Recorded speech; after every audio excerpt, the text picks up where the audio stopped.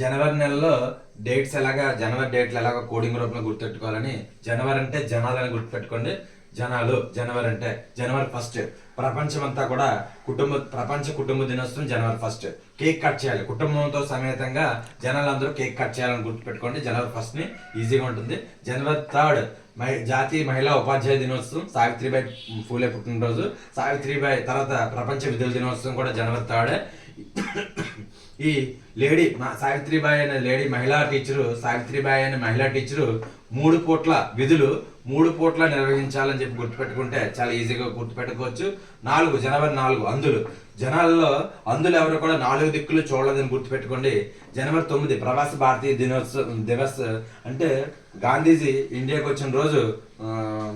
విదేశాల నుంచి గాంధీజీ వచ్చాడు కాబట్టి 9 గంటలకే మనం అందరం బయలుదేరాలి గాంధీజీ చూడడానికి అని చెప్పి రిసీవ్ చేసుకోవడానికి ట్రైన్కి బయలుదేరాలనే ఉద్దేశంతో 9 గంటలకు కానీ గుర్తుపెట్టుకుంటే సరిపోతుంది.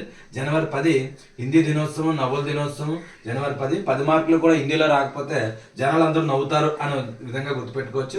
జనవరి 12 12th స్టాండర్డ్ ఎవరైతే కంప్లీట్ అయిందో యువజనులకు గుర్తిస్తారు, జాతీయ యువజన దినోత్సవం. జనవరి 15 సైనిక దినోత్సవం. సైనికుల్లో జనాల్లో ఒక వ్యక్తి సైనికుడికి 5 జనాలు ఈక్వల్ అని అర్థం అనమాట. ఒక మనిషికి 5 వ్యక్తులతో సమానమైన అర్థం. జనవరి 15 సైనిక దినోత్సవం. జనవరి 23 దేశ్ ప్రేమ్ దివస్, సుభాష్ చంద్రబోస్ పుట్టినరోజు. ఈ సుభాష్ చంద్రబోస్ కి దేశం అంటే ఇష్టం అని గుర్తుపెట్టుకోండి. తర్వాత 2 ఎక్కువ రాదని గుర్తుపెట్టుకోండి. 2 4 అనకుండా 2 3 అంటున్నాడు. అందుకే సుభాష్ చంద్రబోస్ కి 2 ఎక్కువ రాదు, అందుకే దేశం అంటే ఇష్టం అని చెప్పి గుర్తుపెట్టుకోండి.